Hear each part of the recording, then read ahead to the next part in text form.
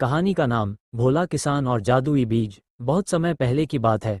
एक गांव में भोला नाम का किसान रहता था। भोला बहुत मेहनती था, लेकिन उसकी फसल कभी अच्छी नहीं होती थी। वो रोज खेत में पसीना बहाता, फिर भी अनाज बहुत कम होता। एक दिन भोला बहुत उदास होकर पेड़ के नीचे बैठा था। तभी एक बूढ़ा साधु वहां से गुजरा। साधु बोले, क्यों बेटा, परेशान लग रहा है?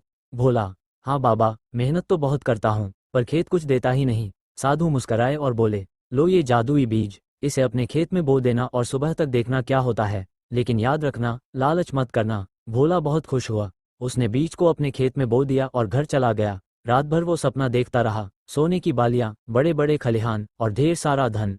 अगली सुबह जब भोला खेत में गया तो हैरान रह गया। खेत में सोने जैसी चमचमाती फसल खड़ी थी। भोला खुशी से चिल्लाया, बाबा सच में जादू कर गए। लेकिन भोला ने साधु की बात याद नहीं रखी। उसे लालच आ गया। अब वो बोला, अगर एक बीज से इतना मिला तो 10 बीज बोऊंगा तो कितना मिलेगा? भोला ने फिर से 10 जादुई बीज बो दिए, पर इस बार सुबह खेत में कुछ नहीं उगा, बस कांटे और झाड़ियां। भोला चौंक गया। अरे, ये क्या हो गया? तभी हवा में साधु की आवाज आई, भोला, मैंने कहा था लालच मत करना। भोला को अपनी गलती समझ आ गई। अब वो फिर से मेहनत करने लगा, बिना किसी लालच के। अंत में भोला ने सीखा, जादू से नहीं, मेहनत और संतोष से ही असली सुख मिलता है। सीख, जैसे बीज बोओगे वैसी ही फसल पाओगे, और अगर लालच बोओगे तो कांटे ही उगेंगे। तो बच्चों, भोला से सीख लो, मेहनती बनो, लालची नहीं।